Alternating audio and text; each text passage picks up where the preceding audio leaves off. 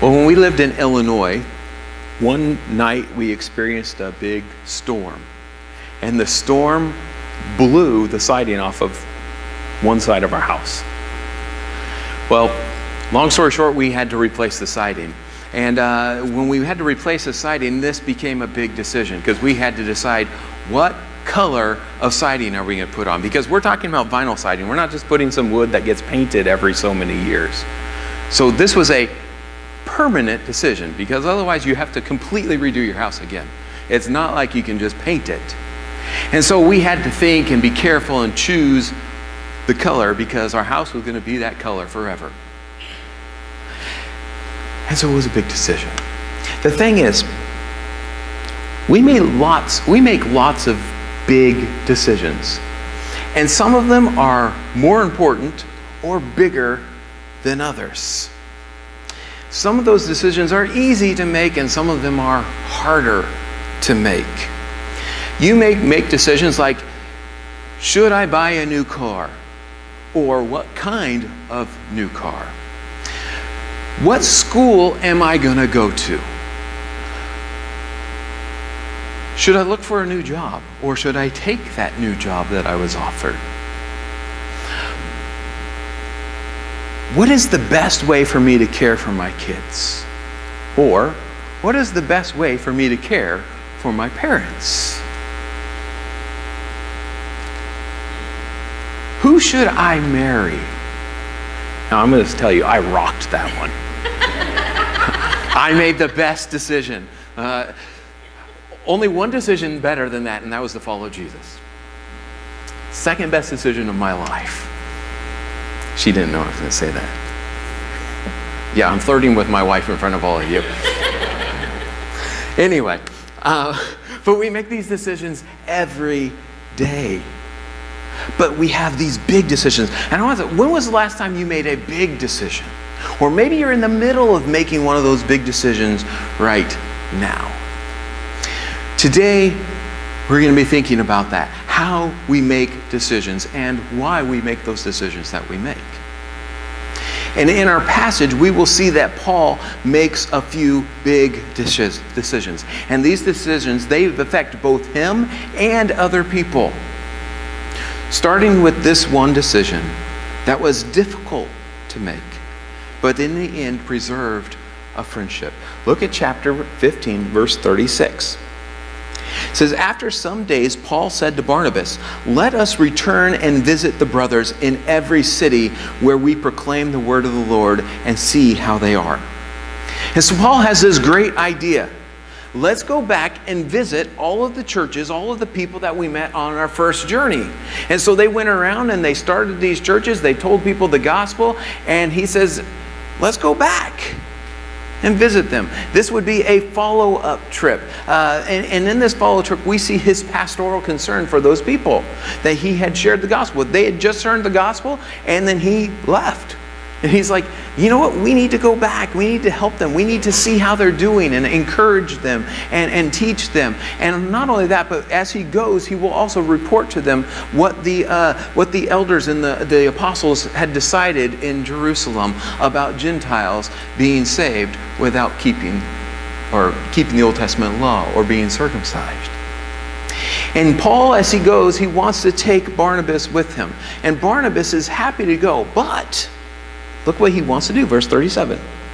Now Barnabas wanted to take with them John called Mark, but Paul thought best not to take with them one who had withdrawn from them in Pamphylia and had not gone with them to the work.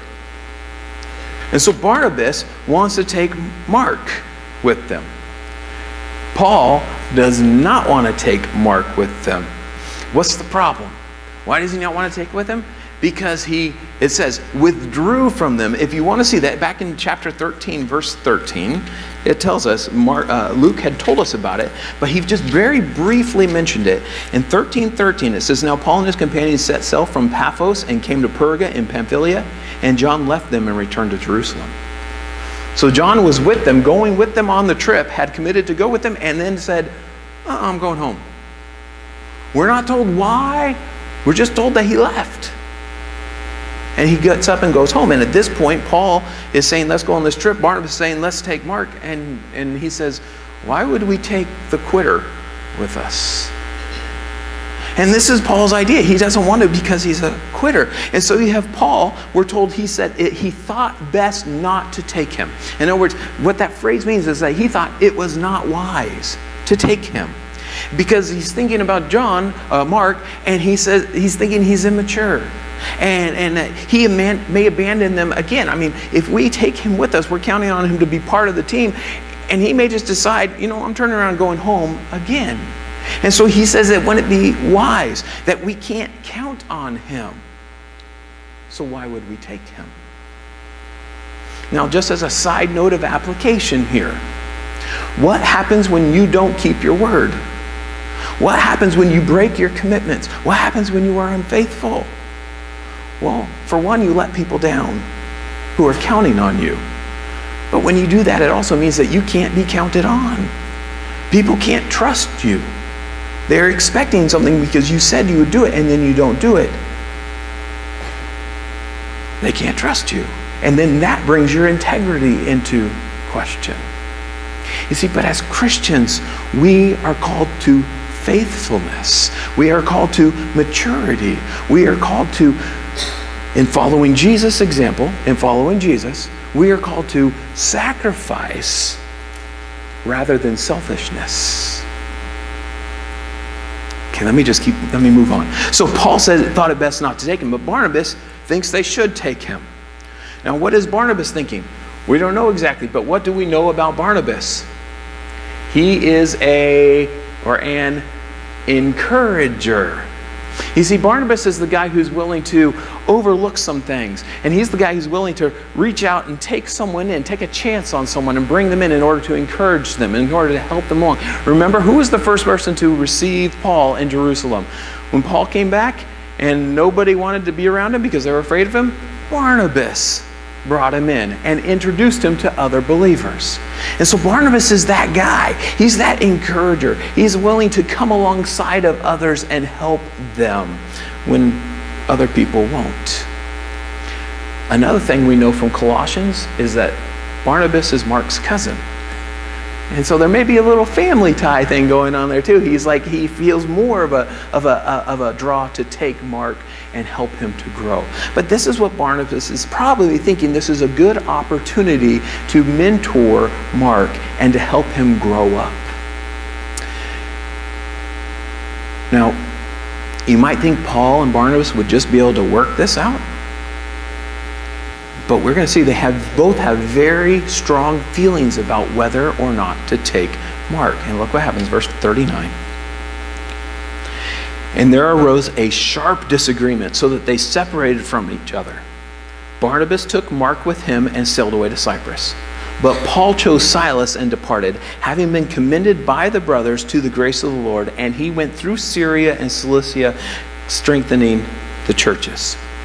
So there was a sharp disagreement. In other words, they had a big argument.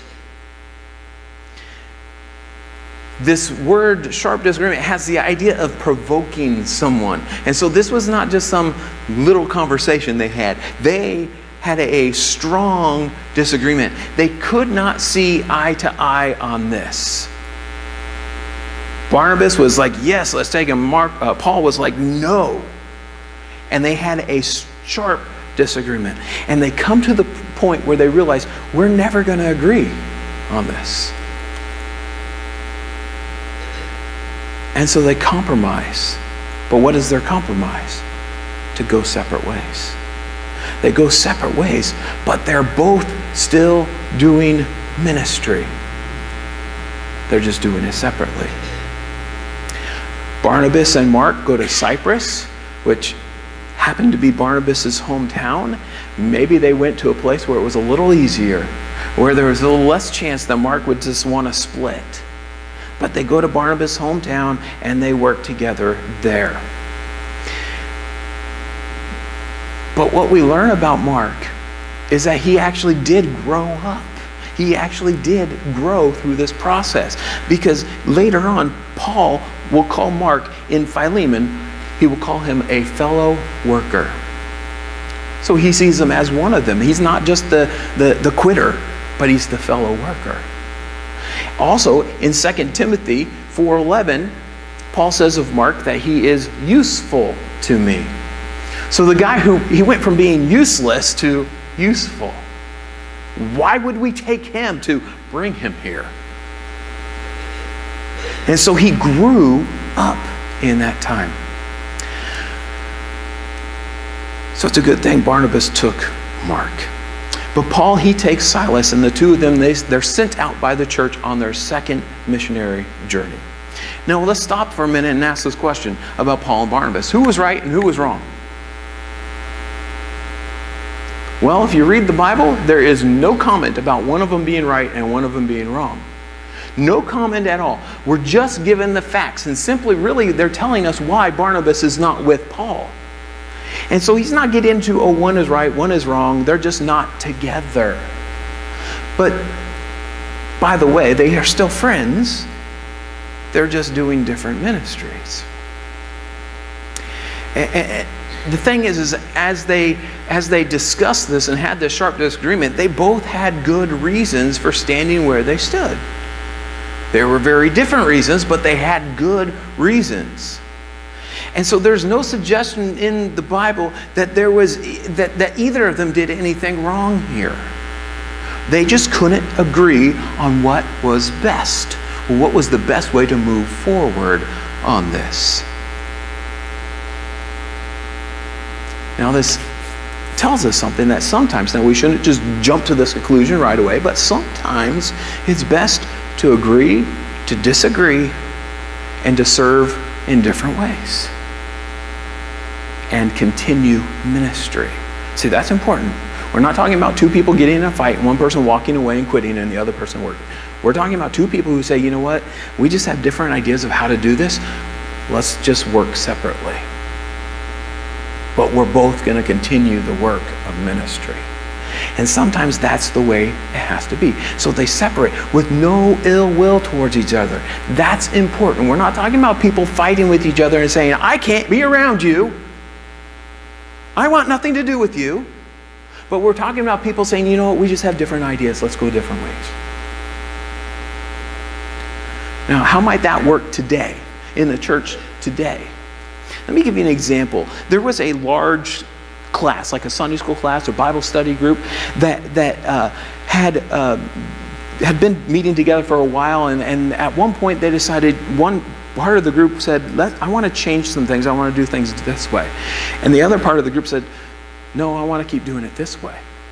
And so they had different ideas of what their class should do from this point.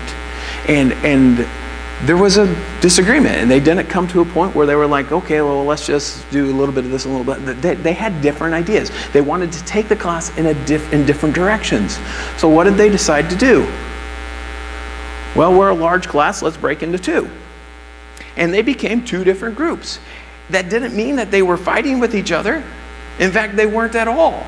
They mutually agreed, let's break up into two different groups and go in our two different directions. So they did. They formed their two groups. There was no malice between them. There was no anger between them. They just simply went their ways. And they continued ministry in two groups. They still talked to each other. They still encouraged each other. They still came to church and worshiped together. They still loved each other. They were separate, but unified. And that's what we see here with Paul and Barnabas. And there's a lesson for us. Now, the book of Acts will continue now to follow the ministry of Paul. And as he goes his way, teaching and encouraging the churches, he comes across a young man named Timothy. Look at chapter 16, verse 1. Paul came also to Derbe and to Lystra. A disciple was there named Timothy. So he's a believer, a follower of Jesus, the son of a Jewish woman who was a believer, but his father was a Greek.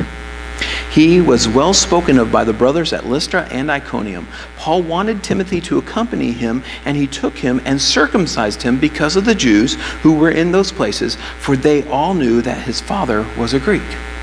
As they went on their way through the cities, they delivered to them for observance the decision that had been reached by the apostles and elders who were in Jerusalem. So the churches were strengthened in the faith, and they increased in numbers daily. It's an interesting little passage. Now, first of all, it says they went to Derbe and Lystra. Do you remember Derbe and Lystra? Derbe and Lystra. They were the last two places that Paul had gone to on the journey before turning around and coming back. Lystra is where Paul was stoned and left for dead. And so you might read those names and say, why is he going back there? I mean, why would Paul go back to the place where they tried to kill him? Thought they had killed him. Well, the answer is quite simple. There was a church there that needed teaching. There was a church there that needed encouragement. There were people there who still needed to hear the gospel. In other words, Paul's saying there's ministry to do. You see, Paul has a mission. And so he will go forward and he will do it. But as he goes on this trip, he meets Timothy. Now, this is what we know about Timothy. First of all, he appears to live in Lystra. Secondly, he has a good reputation. Where does he have a good reputation? In his hometown and the next town over. And so he's well known and people think highly of him. And so he has this good reputation in two communities. The third thing we know about him is that he is half Jew and half Greek. His mom is a believer, a Jewish believer, and his mom and his grandma have taught him the scriptures. They have taught him about God and raised him up in the knowledge of God. But he was never circumcised, which being a Jew, you would expect that, or the Jews would expect that. Now, Paul wants to take him along to help in the ministry and to mentor him. And so he has Timothy circumcised. Then they go out and they report the decision of the elders and apostles in Jerusalem that said Gentiles don't have to be circumcised to be saved. And we're told that they go and they serve the churches and more people come to believe in Jesus. But wait a minute. Let's move back here for a second. So he circumcised Timothy, or had Timothy circumcised, and then went out and reported the decision that Gentiles don't have to be circumcised in order to be saved. This may sound a little odd to us. I mean, is there a contradiction there? I mean, we just had this big argument over, does someone have to be circumcised? But now he's taking Timothy and he takes him and has him circumcised. Well, to answer that question, is there a contradiction? Let me ask this question. Are these two situations the same? Well, the answer is no. And there's two differences. First of all, the one was talking about salvation. Do Gentiles have to be circumcised to be saved? No. The other situation with Paul circumcised Timothy has to do with ministry. And so on one hand, we're talking about salvation. How do you come into a right relationship with God? The other we're talking about ministry. How is the best way for you to serve God? Okay? The second difference is in the one we're talking about Gentiles, and the other we're talking about a Jew, or at least a half Jew. Now, why would that make a difference? Because in the eyes of Jews, Timothy should have been circumcised. His mother was a Jew. She should have circumcised him. And with him not being circumcised, it would suggest that he was unfaithful to God, to the covenant. And not only that, but would be disrespectful towards his heritage. And so the Jews would be greatly offended by the fact that he was not circumcised. They would look down on him and think very little of him. Now it's interesting, to bolster this point, the whole issue, the reason why he had him circumcised is because he was a half Jew and he would go minister to Jews. Later on, we will meet Titus, and Paul does not require Titus to be circumcised. He talks about that in Galatians, that Titus was never required to be circumcised. Titus was a Gentile, not a Jew. And so here we have this situation. Paul did not have Timothy circumcised on theological grounds, but on practical grounds. He's going out to minister, and when he goes to a town, what does he always do? He goes first to the Jews. So he will continue to take the gospel to Jews as well as Gentiles. But Timothy, not having been circumcised, would be a problem for those Jews. And you might say, how would they know? Well, this was important to Jews. They would probably just ask. They knew his father was a Greek, and so they would probably ask. But Paul doesn't want this small issue to become a barrier to the gospel. He doesn't want this small issue to become something that would distract people from the gospel. We don't want the gospel to be sidelined by focus on circumcision again. So he has him circumcised. Now, this is an example of what Paul talks about when he says, I've become all things to all people so that I might win some. And when he says it, he says, when I'm with the Jews, I will put myself, I'll act like them, I'll follow the law so as to not to offend them. If I'm with Gentiles, I don't have to, because they don't have those same issues.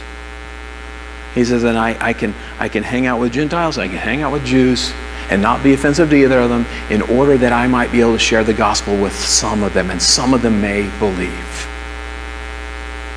And he talks about this being all things to all people. What he's saying is that we don't want these side issues to get in the way of the gospel.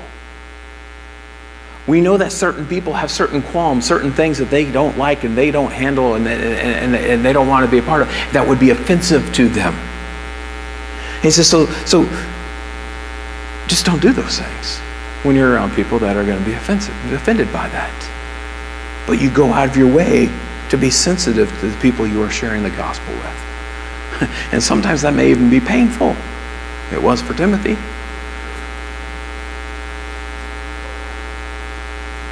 But that means you have to give something up, or possibly change a behavior, in order to be sensitive to those you're wanting to share the gospel with. Well, so at this point, the team is growing, but the mission is the same. What's the mission? To build up believers and continue taking the gospel to people who haven't heard it. So Paul and the team have their plans of where they want to go next. And they start headed in those directions. But God has his own plans. Look at chapter 16, verse 6 to 8. It says, and they went through the region of Phrygia and Galatia, having been forbidden by the Holy Spirit to speak the word in Asia. And when they had come to Mysia, they attempted to go into Bithynia, but the Spirit of Jesus did not allow them. So passing by Mysia, they went down to Troas. And so here they have the team. They're saying, okay, let's go. And so they're traveling and said, let's go up to Asia. And they get close and God says, no, don't go there.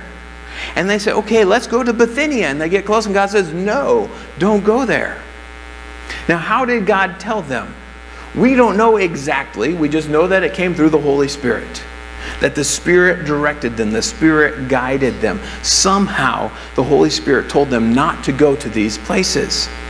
And so they had their plans, and the Holy Spirit said, nope, that's not what you're going to do now.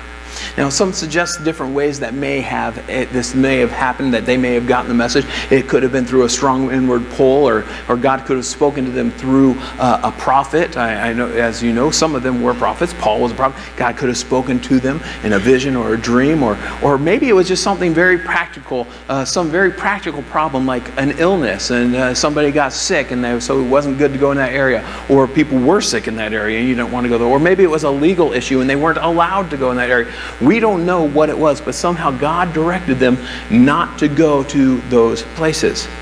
So God may have spoken directly to them, or he may have used just the ordinary issues of life as roadblocks to say, don't go there, to direct his people.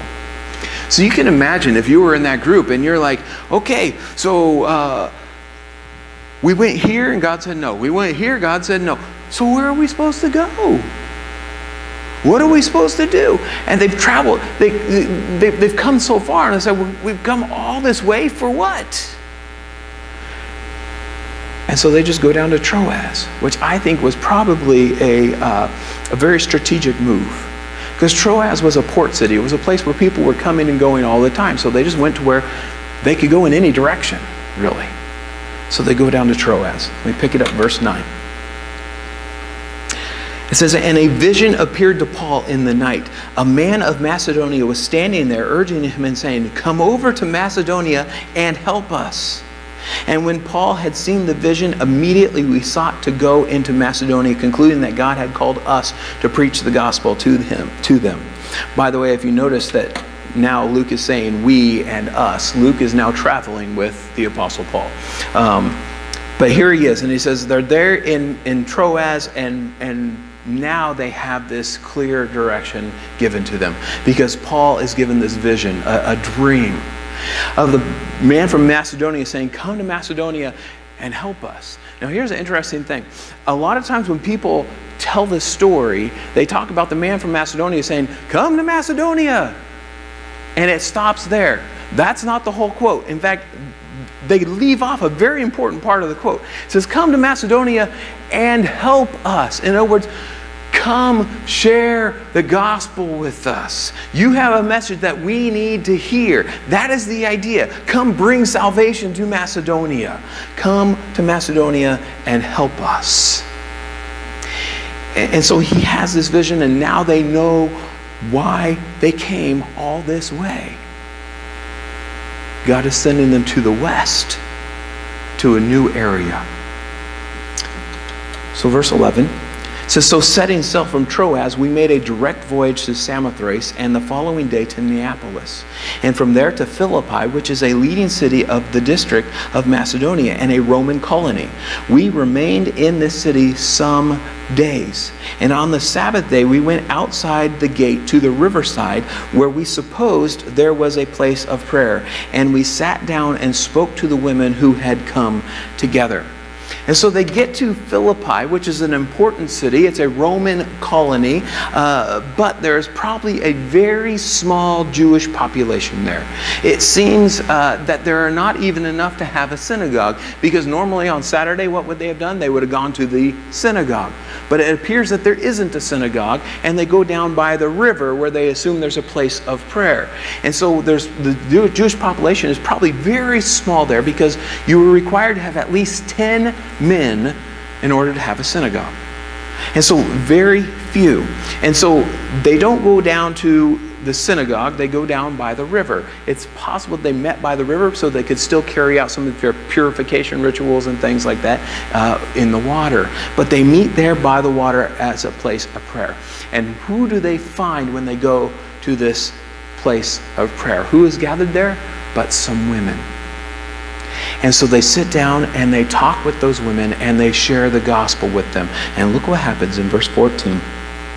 It says, one who heard us was a woman named Lydia from the city of Thyatira, a seller of purple goods, who was a worshiper of God.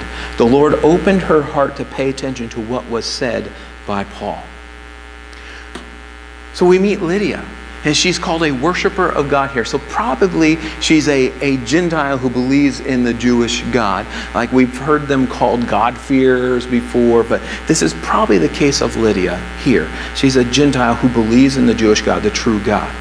But she hears the message, and we're told that the Lord opens her heart to listen, to pay attention. Now, this doesn't mean that he just caused her to listen closely. But it means that he opened her heart to believe. In other words, she heard the gospel and she believed the gospel. She believed and was saved. Now, we know this because of what happens in verse 15.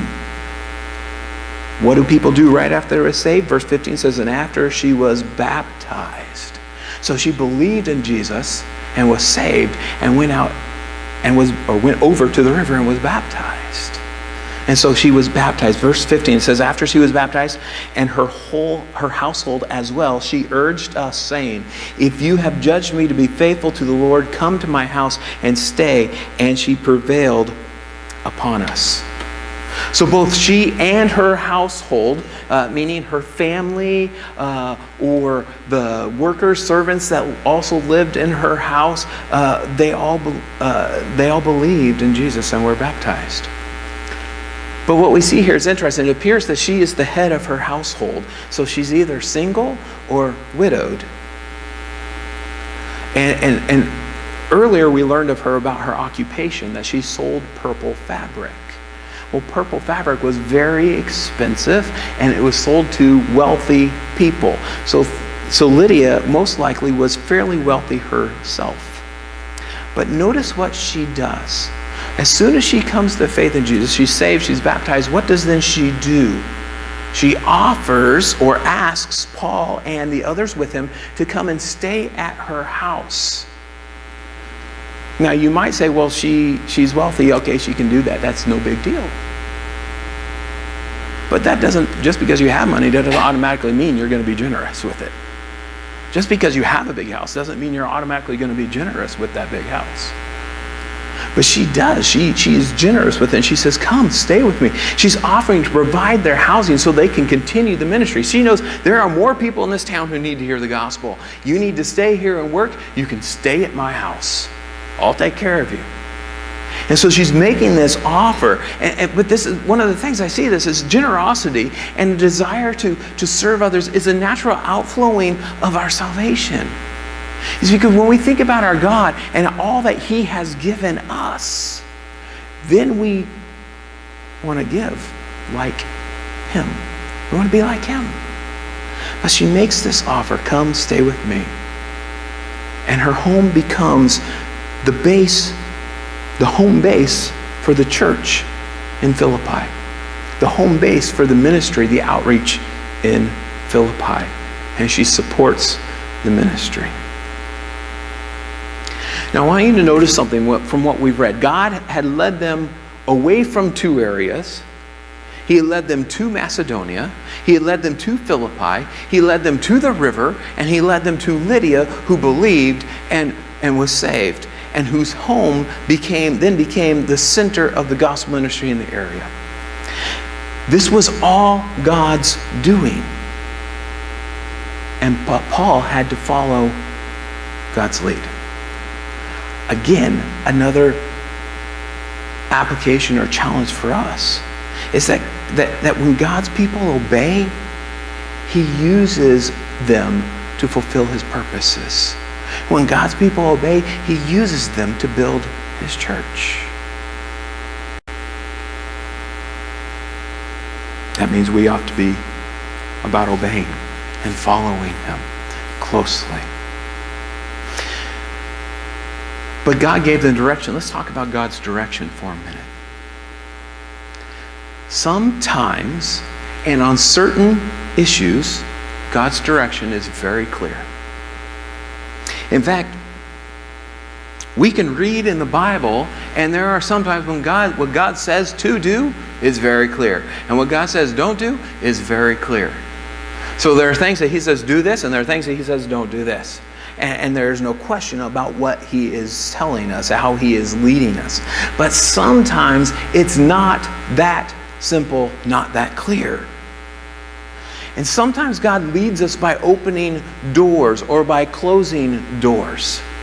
Sometimes he leads us by the situations that we find ourselves in. Sometimes he will speak to our hearts through the Spirit, but a lot of times he speaks to us when we pray to him and when we read his word, and then he gives us that guidance, which means that we've got to be spending time with him. We've got to be listening to him. We've got to be spending time praying and reading the word if we need his direction, want his direction, and want to follow his direction.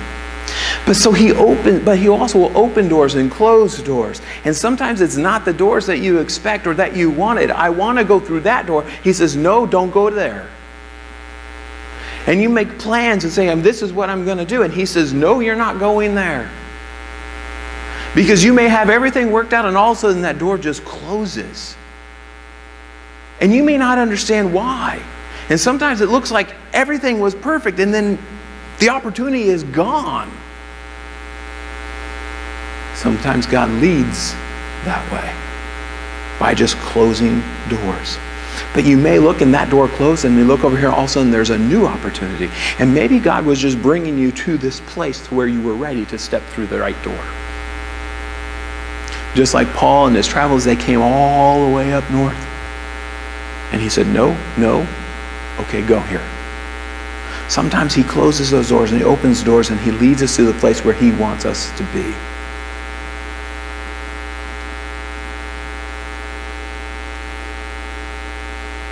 He may be moving you in that direction. And we'll show you the next door when it's time. So God uses our life experience and he puts us in the right place. If we're listening and if we're following him, then we will be ready and obey. But thinking about these things, God's directions, and thinking about making decisions, following God and making decisions. When I think of these, I often think of a passage in James, and I want to turn there. You can turn there with me. James is towards the back of the New Testament after Hebrews, but James chapter 4, verses 13 to 17.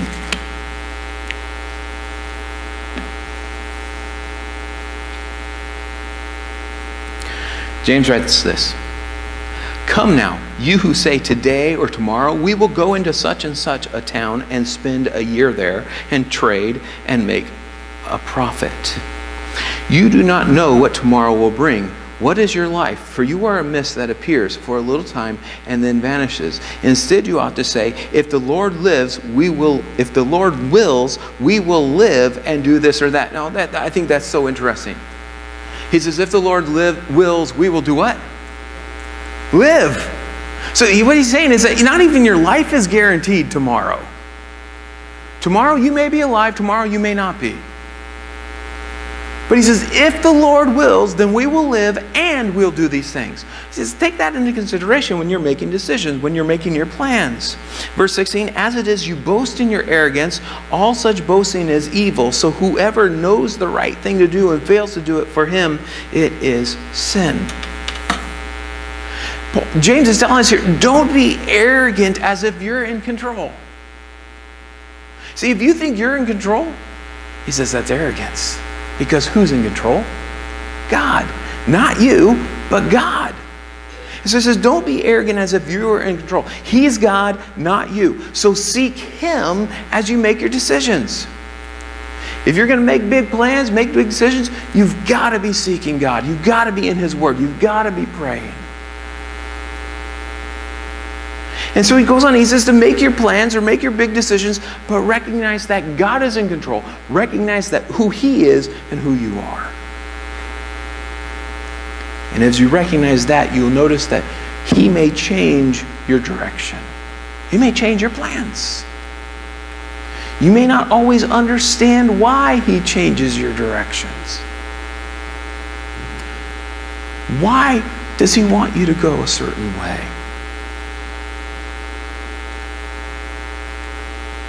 But he can use you and your decisions for his purposes if we are listening.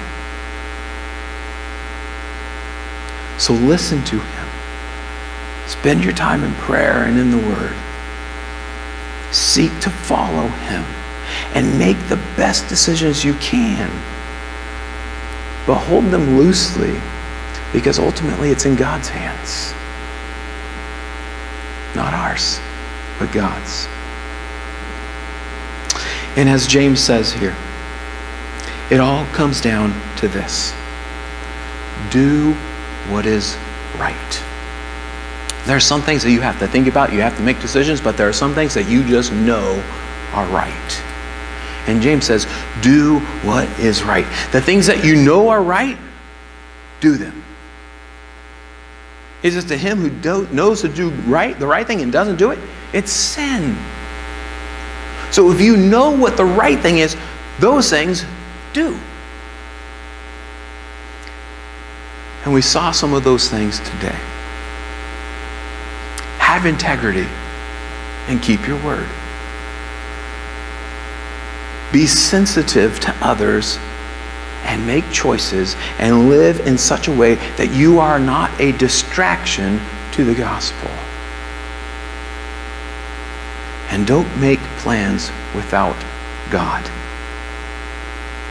But where He leads you, follow. That is the biggest, most important decision you have to make. Where He leads, I will follow.